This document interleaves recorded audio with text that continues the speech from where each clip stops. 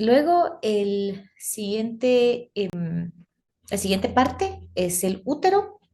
El útero, como pueden ver ahí ustedes en la imagen, tiene tres capas diferentes: el endometrio, el miometrio y el perimetrio. Em, ¿Eso no lo habíamos visto? Estoy confundida entre los tres quintos. ¿No? No, ¿Perdón? no, todavía no. No, va, nítido. Ok, entonces, cabal, cada una de estas capas, básicamente la más interna es el endometrio, o sea, que hasta adentro. El miometrio es esta gruesa que está aquí. Y luego el perimetrio, que realmente no tiene una eh, actividad funcional en cuanto a reproducción, sino más que todo es la capa que recubre al útero. Entonces, perimetrio, su única función es recubrir el órgano por completo y ponerlo en contacto con los demás. Ahora, endometrio y miometrio sí tienen funciones y vamos a verlas ahorita. Entonces, en el útero es el lugar donde va a ocurrir la implantación. Cuando hablamos de implantación es el momento en el que el huevo fecundado empieza a meterse en el tejido, se adhiere y esa es la implantación. Entonces, el endometrio está formado por dos capas. Está la capa basal, que como su nombre lo dice, es la capa base. Entonces, este endometrio aquí, si yo le hiciera una línea no muy gruesa, no es tan delgado como una línea, pero si yo aquí quiero hacer como achurado, no me deja. Entonces, digamos que es así delgadita. Esto es la capa basal. Esta capa basal, espérenme que estoy metiendo, es rica en vasos sanguíneos. Sí, rica. Uy,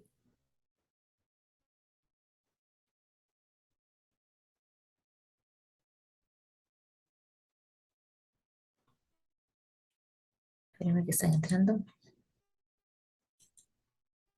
Ok, es rica en vasos sanguíneos.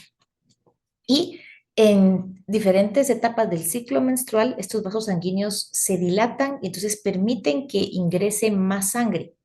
Cuando esto pasa, que básicamente es respuesta a ciertas hormonas que la capa basal empieza a irrigar más sangre, eh, va a incrementar el tamaño de la siguiente capa. Entonces, rica en vasos sanguíneos, modifica, uy, me deja escribir, pero modifica la irrigación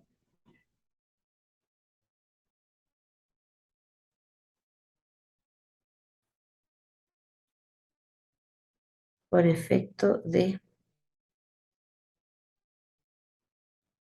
hormonas.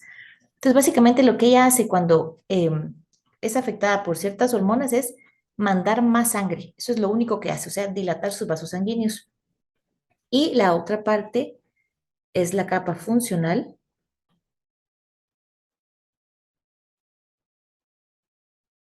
que la capa funcional sí va a aumentar su tamaño,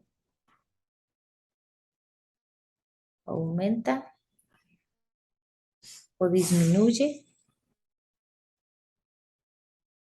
su grosor, más que tamaño, su grosor,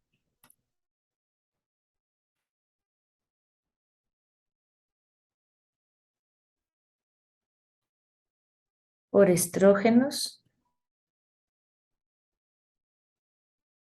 y progesterona.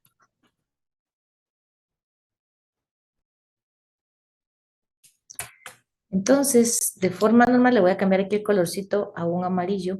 Uy, espérenme. La capa basal siempre se va a quedar del mismo grosor. En cambio, cuando la capa funcional empieza a aumentar de grosor, se va haciendo todo esto.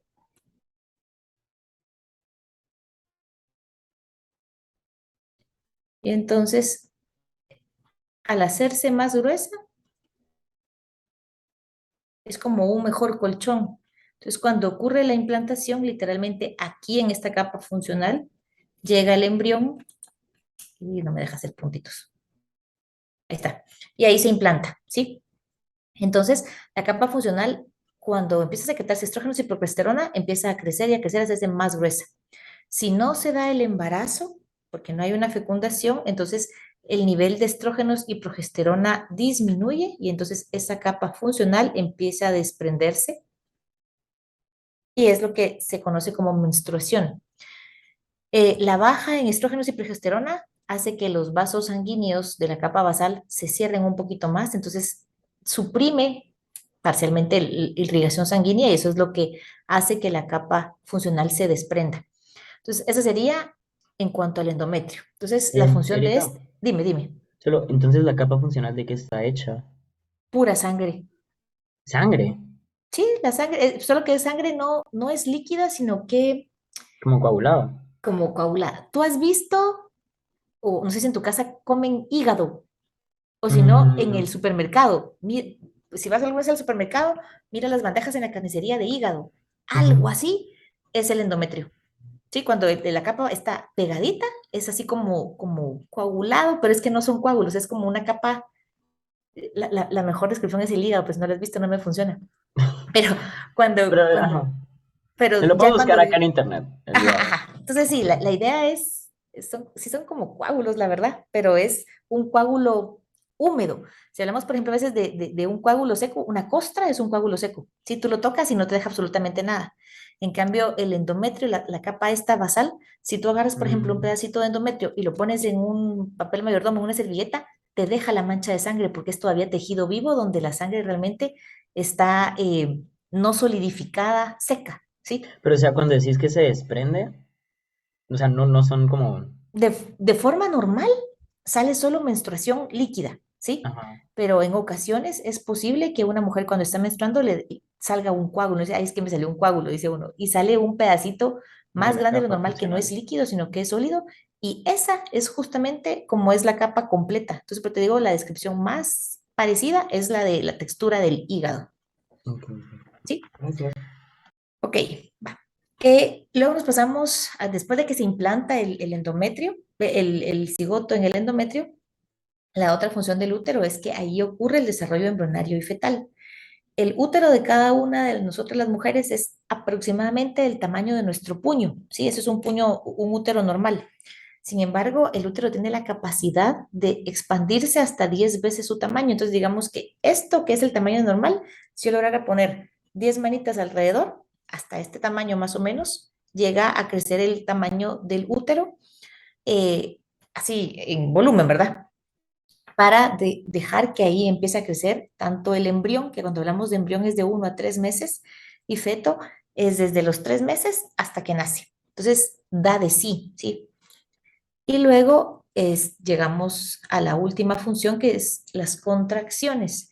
Y estas son efecto del miometrio, que el miometrio es literalmente esa capa gruesa que vemos ahí, que es de músculo liso.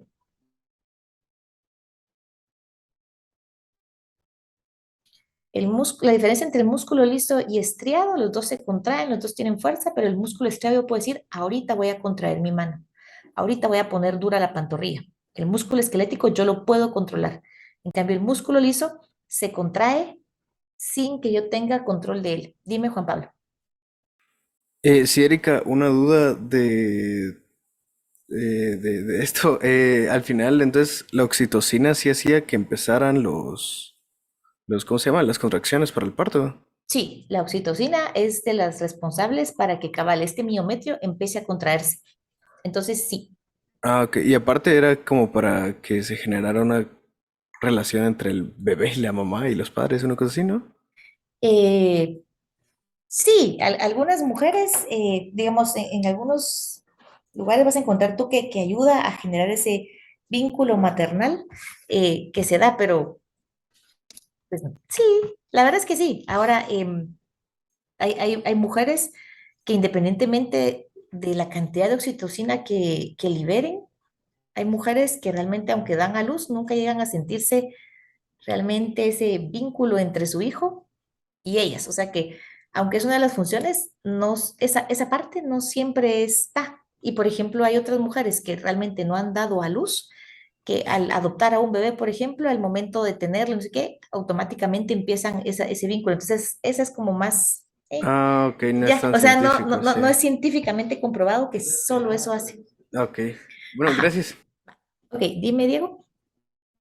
Mira, otra cosa, es que estaba buscando lo de la oxitocina, porque sí he escuchado eso y es el nombre de una canción que yo escucho, pero Ajá. ¿por qué se le conoce como la hormona del amor entonces si solo trabaja como que en el útero? O sea, si solo es para No, eso. no solo en el útero. Acuérdate que las hormonas viajan por sangre a todos lados. Entonces, hay diferentes partes que tienen receptores.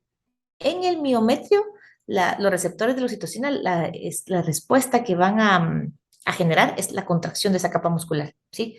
O sea, los receptores del miometrio hacen esas contracciones. Sin embargo, por ejemplo, también hay células receptivas a la oxitocina en glándulas mamarias. Y entonces la oxitocina va a hacer que se empiece la producción de leche. O sea, tú no, ¿verdad? Las mujeres producen leche por oxitocina y se libera por prolactina, ¿sí? O sea, hay en diferente parte. Y hay ciertas células del cerebro que también tienen receptores a la oxitocina. Y esa es la que menciona Juan Pablo, que en esas células cerebrales, ustedes saben que cuando dice yo te quiero con todo mi corazón, esa es la falacia más grande del mundo. El corazón no siente, uno se enamora con el cerebro, ¿sí? Son los que sienten esos neurotransmisores. Y entonces, a nivel de neuronas, determinadas células cerebrales detectan la oxitocina y te hacen sentir ese como, en inglés dicen el bonding, como ese como vínculo que tú generas con, que era lo que nos hablaba Juan Pablo, del amor de los papás hacia los hijos. Pero ese O en sea general que te hace sentir esa, la oxitocina sí se libera, o sea, cuando tú sentís como bastante atracción por una persona. O sea, sí se libera por eso. Ah, ok, ok. Va, ok, gracias. ajá, va. Entonces, el miometrio, cuando es estimulado por la oxitocina, empieza sus contracciones. Y básicamente con eso llegamos al trabajo de parto, ¿sí? Las contracciones del miometrio es lo que produce el trabajo de parto. Y el trabajo de parto, a diferencia de lo que muchos creen que "Ah, es que el bebé ya está listo y por eso empieza el trabajo de parto", Nel, no es porque el bebé esté listo, es porque el útero dice, hasta aquí llegué yo, ¿sí? El útero tiene una capacidad de aguantar hasta dónde expandirse y cuánto peso aguanta, y cuando llega a su límite, él solito dice, si yo sigo aquí, esto no es bueno para nadie. Entonces empieza el trabajo de parto. Entonces, contracciones para que el bebé nazca no es porque el bebé está listo, sino porque el útero ya llegó a su límite. Por eso es que, por ejemplo, cuando hablamos de un embarazo o sea, de un bebé, generalmente llegan a los 9 meses o se quedan 8 semanas, perdón, 8 meses y 3 semanas, que dicen, ay, me adelanté 7 días, ay, me adelanté 10 días, pero casi logran llegar al tiempo máximo que son los 9 meses. Cuando son gemelos, ya no llegan a los 9 meses. Los gemelos generalmente nacen de 7 meses y medio, 7 meses, 3 semanas, porque entre los dos llegan más rápido al peso máximo del útero. Y cuando ya hablamos de fecundación in vitro, donde pueden haber hasta 5 o 6 embriones, obviamente son menos. Por ejemplo, un bebé, digamos, grande, grande, grande, que sea el máximo de tamaño que el útero aguanta, suponiendo que sea de unas 15 libras, ¿sí? Pa. Entonces, han nacido bebés así de grandotes y el útero aguantó esas 15 libras. Pero si yo tengo 5 embriones y mi máximo es de 15 libras, resulta que cada uno de ellos le tocó solo 3 libras, ¿sí? Y los 5 bebés juntos dentro del útero llegan al máximo de expansión del útero, no a los 7 meses, sino que es posible que a los 4 o 5 meses. Si ese es un aprox, depende del tamaño de los bebés. Entonces ahí ve uno a los bebés que ahora nacen, que se miran en las fotos que el bebecito cabe en la palma de la mano, que se van a incubadora no sé ni cuánto tiempo, que son papás canguro porque tienen que tenerlo pegado al cuerpo, en un cuarto oscuro todo el rato, con humidificador y un montón de cuidados. Entonces no es contracciones del miometrio porque los bebés ya están listos, sino porque se alcanzó el máximo de aguante del útero. ¿Estamos con eso? Va. Y las contracciones de parto, la función que van a tener, y lo vamos a ver un poquito más adelante, es separar los huesos de la pelvis. La pelvis es una mala expresión, pero funciona. Es el único hueso con sexo. ¿A qué me refiero con eso? Si yo veo las vértebras de un hombre y una mujer, la misma cosa.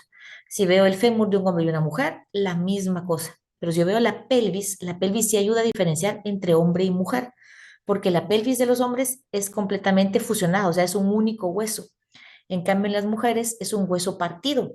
Y la idea es que esas contracciones de parto lo que hacen es que si la pelvis está aquí así, va haciendo esto, va haciendo que la pelvis se separe, ¿sí? La idea de separar los huesos de la pelvis es hacer más amplio el canal para que el bebé pueda nacer. Entonces ahí estamos con útero. ¿Listo? Entonces paso si no hay dudas. y llegamos a la vagina, que es el último órgano interno femenino. Si se dan cuenta, este es, digamos, un útero sin embarazo, esto que está aquí, voy a poner aquí porque lo vamos a poner en amarillo, es el cérvix o cuello uterino. Pero en la de abajo, en la de antes no mucho me servía. Y después voy a hablar de este cérvix. Va. Entonces, cuando hablamos de la vagina es el órgano copulador femenino. Esto quiere decir que es el órgano que durante la relación sexual va a recibir al pene, ¿sí? Entonces, aquí ingresa el pene y allí ocurre la eyaculación.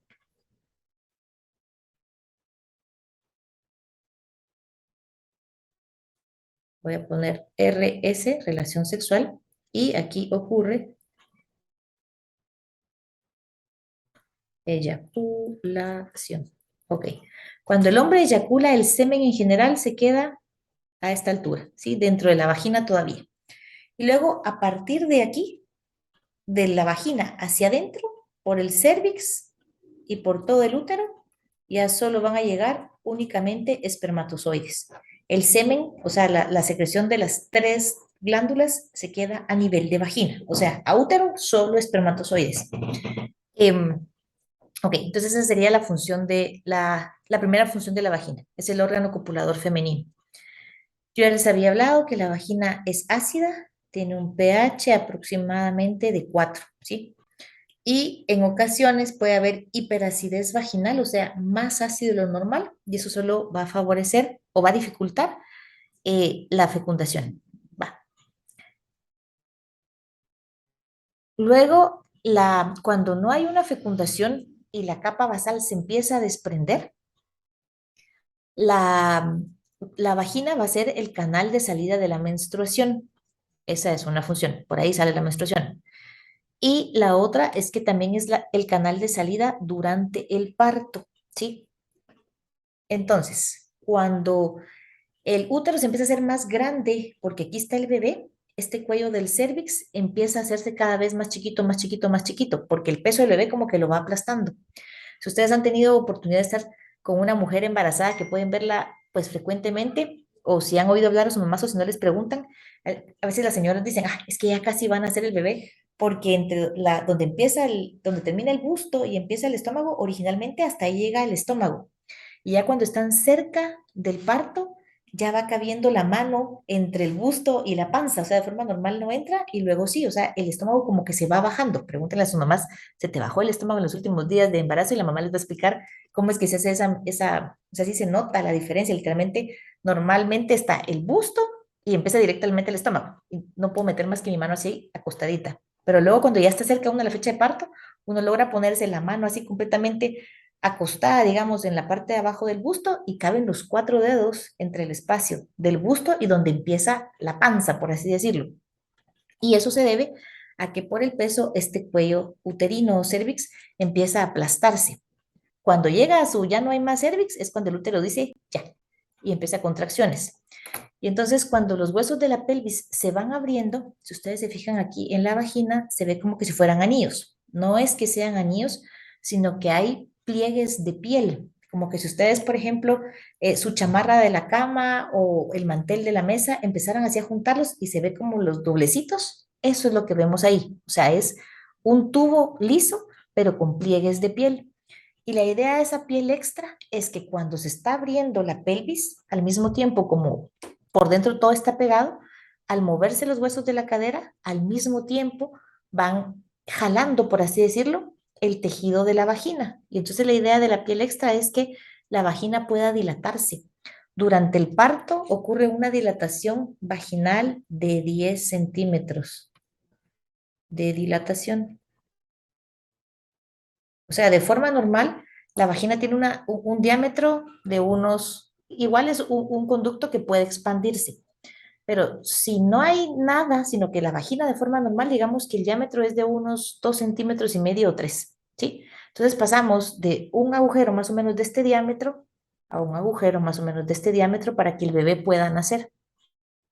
Entonces, aparte de que la vagina se dilata por el movimiento de los huesos, La cabeza del bebé, si ustedes han visto, cuando nacen, tienen aguadito aquí arriba. Uno les mira hasta cómo les palpita, por el cerebrito se mira ahí. Y es porque la idea es que los huesos del cráneo no están fusionados para que cuando pasan por ahí se traslapan. Literalmente hacen eso para poder pasar. Esa es la razón por la que los bebés tienen más huesos que los adultos, porque su cráneo, sus huesos no están fusionados y varios huesitos de otras partes del cuerpo, lo cual permite que estén todos tronchados adentro del útero. Va. ¿Dudas de vagina y su función? Entonces ahí terminamos todos los órganos internos femeninos y nos pasamos al único órgano externo que es la vulva. La vulva básicamente es un órgano formado por tres partes más que tienen que ver con el aparato reproductor. Y en general, la función de las partes de la vulva es de protección. La primera parte son los labios mayores, que es esto que se ve, ay, qué chueco estoy, esta parte que se ve aquí, ¿sí? Lo hice súper torcido, pero vean ese bordecito que se ve acá. Ahí sí me quedó mejor. Va. Todo esto desde aquí hasta acá, estos son los labios mayores. Los labios mayores, su función es que van a proteger a los labios menores y al clítoris. Básicamente, espérenme que me quedó todo chueco el rayón este. A ver si lo logro hacer donde quiero. Ok, los labios mayores tienen tejido graso, o sea, no es ahí nomasito el hueso, ahí sí está mejor. Ok, entonces de aquí para acá, labios mayores. Y tienen piel con queratina, quiere decir que la piel es la misma textura de apariencia que la de la mano, que la de la pierna, que la de la mejilla por fuera, etcétera. Funciona entonces proteger los labios menores, que los voy a dibujar de otro color. Los labios menores son estos delgaditos que se ven aquí, este y este de acá. Si se dan cuenta, sí es bien delgadito, o sea, la diferencia de grosor es evidente. Y la otra que protegen es el clítoris, que es este puntito que está acá. Bueno, entonces, esa es la función de labios mayores. Proteger labios menores y clítoris. En orden, digamos así, de afuera para adentro, llegamos al clítoris, que el clítoris es, su única función es el placer sexual. El clítoris es el responsable de los orgasmos femeninos y es un órgano que tiene más, o sea, es bien chiquito, tiene más de 8000 terminaciones nerviosas. Como se recuerdan que yo les dije que el clítoris es lo que da origen al pene, el tejido del clítoris es el mismo. Entonces quiere decir que cuando la mujer está excitada, igual que cuando un hombre se excita y tiene una erección, el clítoris también tiene erección. Obviamente es más chiquito, pero sí se erecta porque tiene tejido esponjoso que se va a llenar de sangre.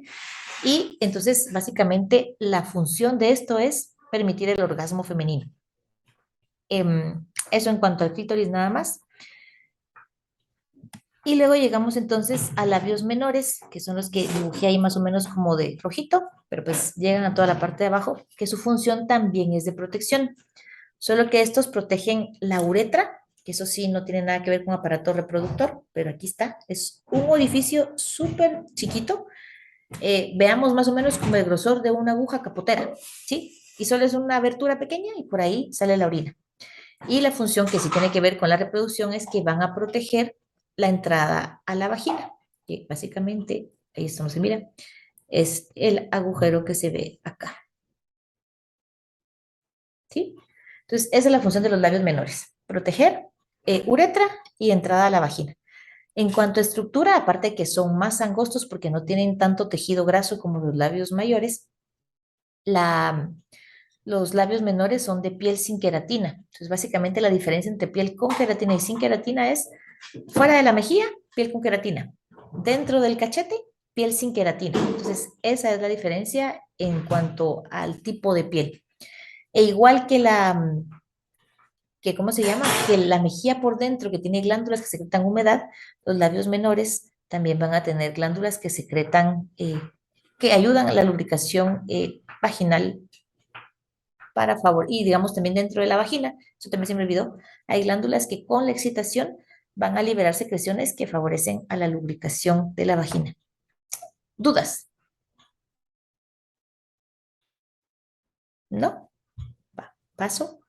Entonces ahí terminamos aparatos, fisiología del aparato reproductor femenino. Entonces igual que después del masculino, pues está la estructura del óvulo, El óvulo, si lo comparamos a cómo era el espermatozoide, que era chiquitito, y con su flagelo, el óvulo es una célula sin capacidad de movilizarse, o sea, no tiene nada que lo ayude a moverse, ¿sí? Sin embargo, el espermatozoide era solo la cabeza que tenía el núcleo y su colita y nada más. En cambio, el óvulo tiene dos capas que lo protegen. La más externa es la corona radiada y esta capa de células varía su grosor en diferentes partes. Por ejemplo, aquí se mira que en esta parte tengo una capa de dos células, uno y dos. Aquí tengo una única celulita, pero aquí tengo una, dos, tres, cuatro capas de células. Entonces, el óvulo tiene esta corona radiada de distinto grosor alrededor de él.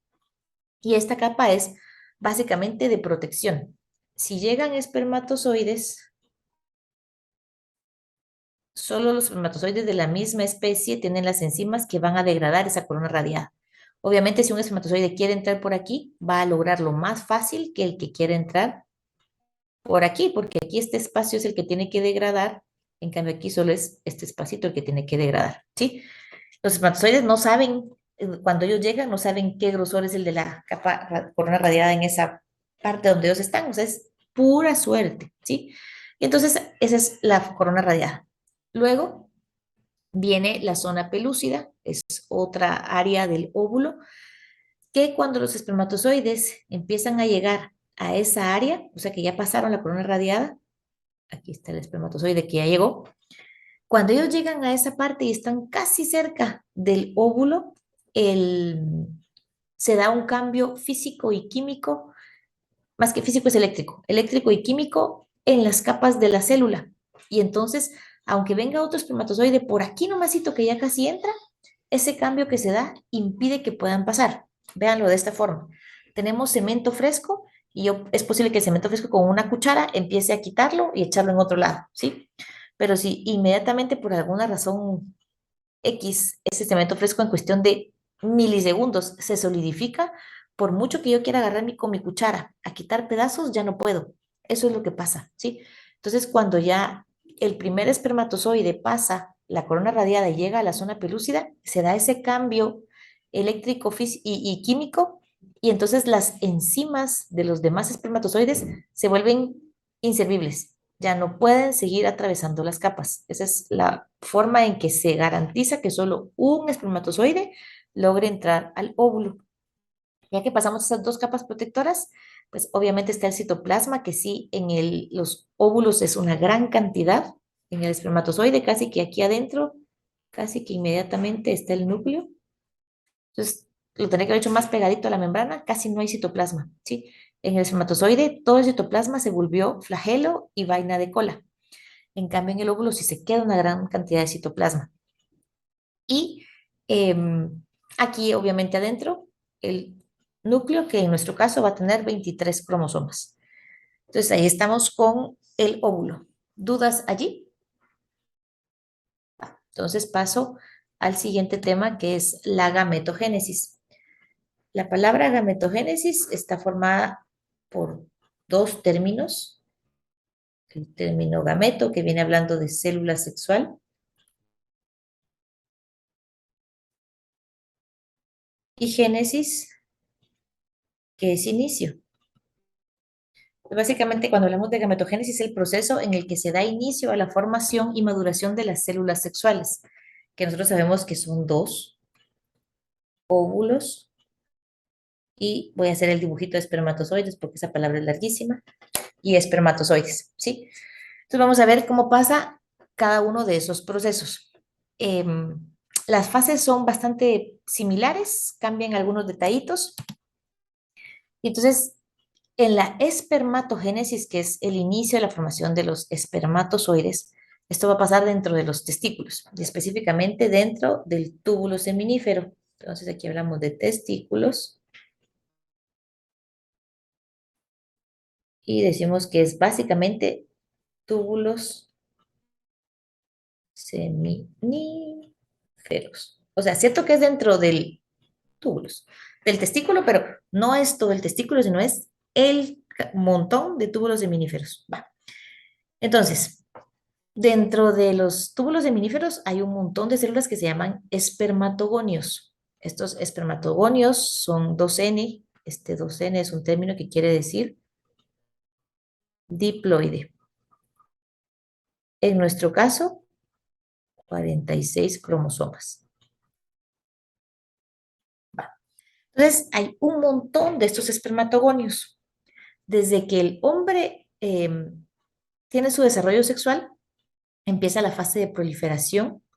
Ven aquí, entonces, desde desarrollo sexual. ¿Sí? Esta es una S chueca. Va. La fase de proliferación básicamente es mitosis. Ocurre mitosis, mitosis, mitosis, mitosis. Esto quiere decir que si el hombre tiene, me estoy inventando, y la cantidad es súper chiquita lo que voy a decir yo, si el hombre tiene 100 espermatogonios de forma original, cuando desarrolla, pues son muchos más, pero si no, me falla la matemática. Tengo 100 espermatogonios, entran en mitosis los 100 y entonces cada uno de ellos, si se dan cuenta aquí tenía uno, ahora tengo dos. Entonces de esos 100 espermatogonios, en 20 horas yo ya tengo 200 espermatogonios y cada uno de ellos vuelve a hacer mitosis y entonces en otras 20 horas tengo 400 espermatogonios y así me voy en un crecimiento exponencial. Básicamente, cuando hablamos de mitosis, las células que salen son idénticas a la que la originó, o sea, siguen siendo espermatogonios diploides. Luego, conforme esas células se van aproximando a la luz del tubo, cuando me refiero a la luz del tubo, supongamos que el túbulo seminífero era como una manguerita, estamos viendo de lado, ok. Y entonces aquí están todos los espermatogonios. Esos como puntitos son espermatogonios. Conforme se empiezan a acercar a la luz del tubo, este es más grueso la pared y más angostita la luz del tubo. Conforme se van acercando a la luz del tubo, estos espermatogonios pasan la segunda etapa, que es la fase de maduración y desarrollo. Aquí se fijan entre este y este hay dos cambios evidentes. Uno, aumento de tamaño.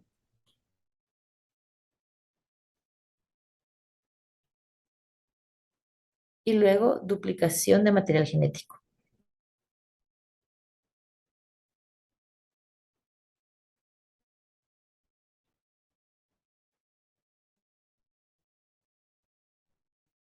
Arriba yo tenía cromosomas, pero cromosomas simples. Si se dan cuenta, tengo dos palitos celestes y dos palitos rosados. En cambio, en esta otra célula que ya es un espermatocito primario, tengo no palitos, sino tengo cruz X. Tengo dos X rosadas y dos X celestes, ¿sí? Ok, entonces los espermatocitos primarios ya no pueden dividirse por mitosis. El único camino que les queda es la meiosis. Y entonces entran a meiosis 1, que pasa a profase, metafase, anafase y telofase. Y al final de la telofase tengo dos células. Estas células ya son N, o sea que ya son haploides.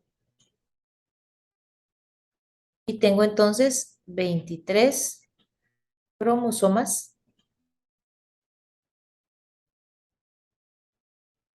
recombinados. Luego es cada una de estas, después voy a hablar que son recombinados. Cada una de estas dos células entra a meiosis 2 y se vuelve a dividir. Aquí se dan cuenta, ya no tengo X, sino ya tengo solo palitos solos. Entonces aquí yo tengo 23 cromátides. Hasta aquí estamos a nivel de testículo. A partir de aquí, estas espermátides salen y entran a epidídimo. En el epidídimo, en un proceso que dura 48 horas, ocurre la metamorfosis. Parte del citoplasma se vuelve el flagelo y su vaina, y ocurre también una duplicación, hablando de 23 cromosomas. ¿Cuál es la diferencia entre estos y estos? Que aquí hablamos de 23 cromosomas recombinados y aquí no. Si ustedes se recuerdan cuando vimos meiosis en segundo básico, durante la profase los cromosomas homólogos, porque aquí vienen de dos colores, porque cada uno de nosotros nos formamos de los 23 cromosomas que vienen en el espermatozoide de nuestro papá y los 23 cromosomas que vienen en el óvulo de nuestra mamá. Por eso que aquí están dibujaditos rosado y celeste, para hacer la diferenciación en que tenemos cromosomas maternos y paternos. Entonces, Durante la profase 1, o sea, estoy hablando de en este proceso de aquí, los cromosomas se van a emparejar. Digamos que por célula voy a tener 23, yo solo voy a dibujar 3 porque no me caben. Los paternos